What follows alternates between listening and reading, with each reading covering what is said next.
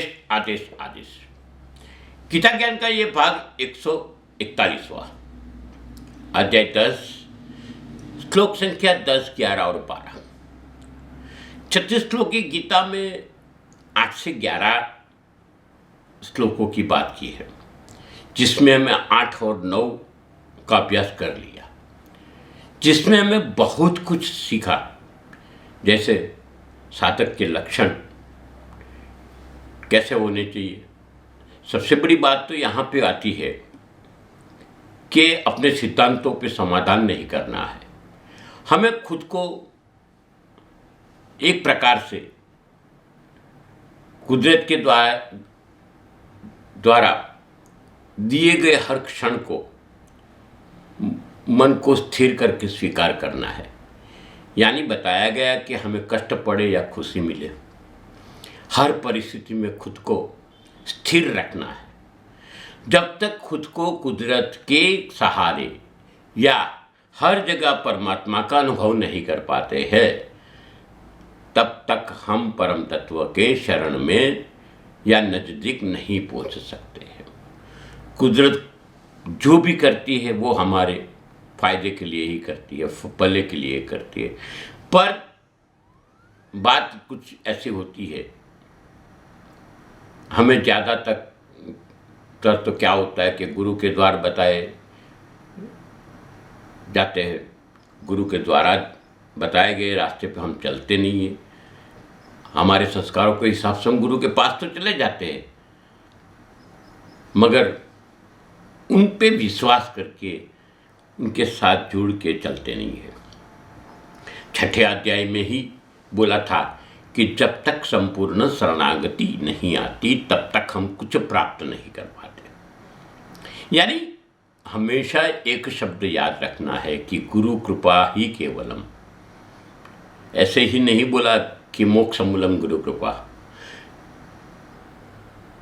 पर हम ठहरे स्वार्थी, हमें ये बातें नहीं समझ में आएगी।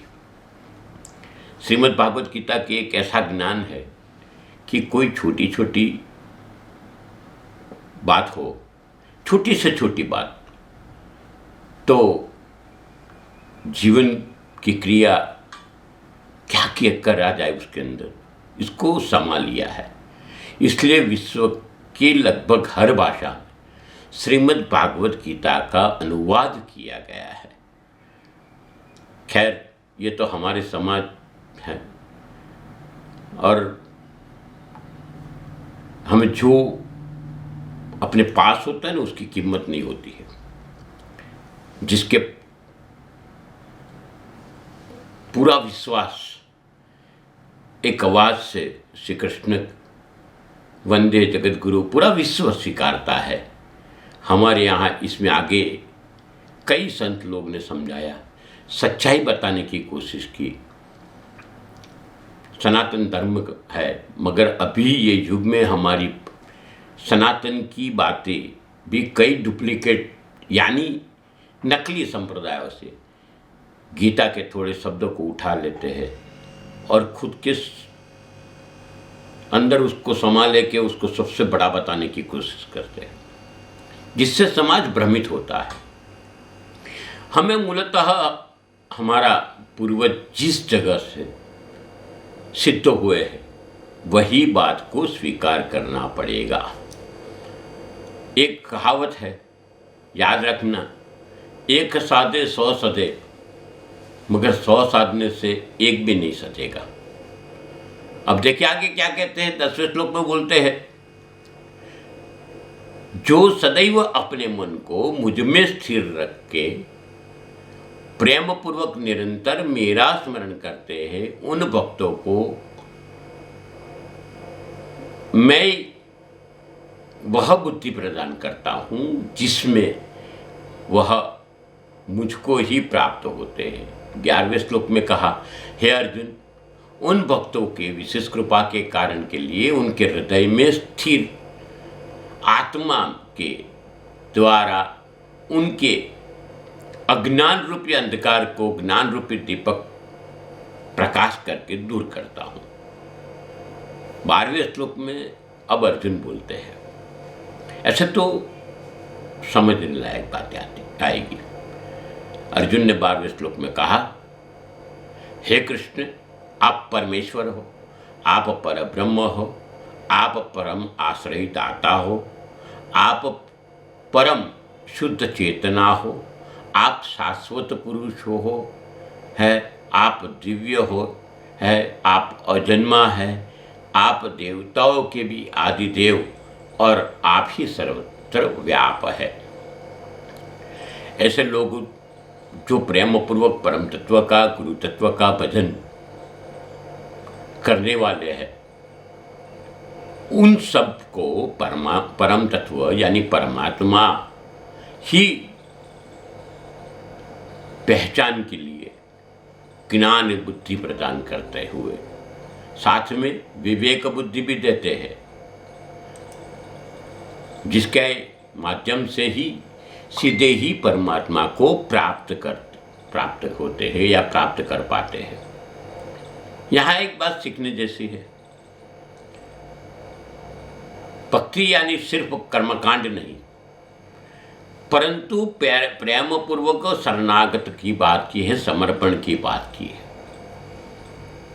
समझने के लिए अपने को रामदूत हनुमान जी को समझना पड़ेगा, लक्ष्य में रखना पड़ेगा। इसलिए तो राम चालीसा में बोलते भी, हनुमान चालीसा में बोलते भी है कि बुद्धि विवेक विज्ञान निदाना। ऐसे तो किष्किंधा कांड की एक चौपाई है, इसके अंदर तो क्लियर ऋषपति बोलते हैं, कहा ऋषपति सुन हनुमाना, काच चुपई होश बलवाना। कहा ऋषपति सुन हनुमाना, काच साधई हो बलवाना। पवन तनय बल पवन समाना, बुद्धि विवेक विज्ञान निदाना। कवन सुकाज कठिन जग माही, जो नहीं होए तात तुम पाए। ऐसे ही माला लेके बैठ गए, मगर मन में कुटिल विचार चलते हैं, तो वो भक्ति नहीं है, आडंबर है। ये समझना जरूरी है। ये भक्ति नहीं है, दिखावा है, आडंबर है। ये समझने वाली बात में ऐसे ही नहीं कहा गया, मुख में राम बगल में छुरी, ऐसे भगत की दानत बुरी। हर कहावत के पीछे कुछ न कुछ रहस्य भी होता है। हमें भरोसा रखकर मन को स्थिर करके समर्पण का भाव लाना पड़ेगा। दर दर घूमने से फल प्राप्त नहीं होता है। वो थोड़ा कड़वा मुझे कहना पड़ेगा, क्योंकि सीधी बात तो हम समझ नहीं पाते। यहाँ बताए कि किसी के ऊपर परम तत्व की अनुकंपा या कृपा होती है, ये समझने लायक बात है। जो नियम का पालन करते हैं, विवेक सहित समर्पण करता है, अपने हृदय में गुरु तत्व या परम तत्व को निवास कराता है। यहाँ समर्पण की बात कही दिखाए कि नहीं, ये समझने दिखावा बहुत करते हैं।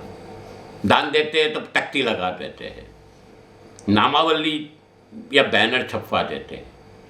ये दान यथार्थ नहीं होता है, इसमें नामना को प्रसिद्धि की भूख होती है। ऐसे भी कई भक्त देखे हैं जिसके पास सेवा के लिए कुछ नहीं होता, फिर भी भिक्षावृत्ति करके सेवा करते हैं और साथ साथ कर्म भी करते हैं। किसी को मार के दान नहीं दिया जाता है, मगर शुद्ध भाव से भक्ति के रास्ते पे जाना पड़ता है। शुद्ध भाव से भक्ति करने वाले के हृदय में ज्योत प्रकट होती है और वही काम गुरु करता है, परम तत्व करता है। जब गुरु की शक्ति जान लेने के बाद जो होता है वो यहाँ वर्णन किया गया है। एक चीज याद रखो, जब तीसरा अध्याय था तब अर्जुन ने हे गुरु, अर्जुन के द्वारा ये शब्द का उच्चारण किया गया। इसके बाद ज्ञान देना शुरू किया गया। फिर भी मित्र भाव तो था ही, सखा भाव तो रहा ही था। अब पूर्ण समझ में आ गया, तब अर्जुन के द्वारा भगवान श्री कृष्ण को अलग अलग व्यंजनों से संबोधित किया जाता है। जो महत्वता है, भगवान आप ही सनातन हो, आप ही प्रकाश हो, आप ही दिव्य दर्शन के राह दर्शक हो, आप ही सर्व कल्याणकारी हो, आप ही साम्यक हो, आप ही शाश्वत हो, आप ही सर्वव्यापी हो। ये ज्ञान प्राप्ति होती है तब होता है। मगर अर्जुन ने तो ये ज्ञान को स्वीकार लिया। जानना ये जरूरी कि हमारी पहचानने के लिए शक्ति कितनी है। अगले हफ्ते आगे बढ़ेंगे, अर्जुन की प्रार्थना आगे बढ़ेंगी, समझेंगे कर्तव्य क्या है। जो करता हूं वो समझना, आचरण करना आपका काम है, मेरा काम तो समझाना है। जब तक आचरण में नहीं आएंगे तब तक कुछ नहीं होगा। मिलते हैं अगले हफ्ते। मगर इस चैनल को जाते जाते शेयर करते जाइए, इस चैनल को लाइक करते जाइए, इस वीडियो को शेयर करें, लोगों तक पहुंचाइए सनातन की बात है। इसलिए आपको अर्ज करता हूं, आप सबके जीवन में गुरु गोरक्षनाथ जी की और भगवान श्री कृष्ण की, जो जगत गुरु है, कृपा बरसी रहे, प्रार्थना करता हूँ। अस्तु शुभम भवतु।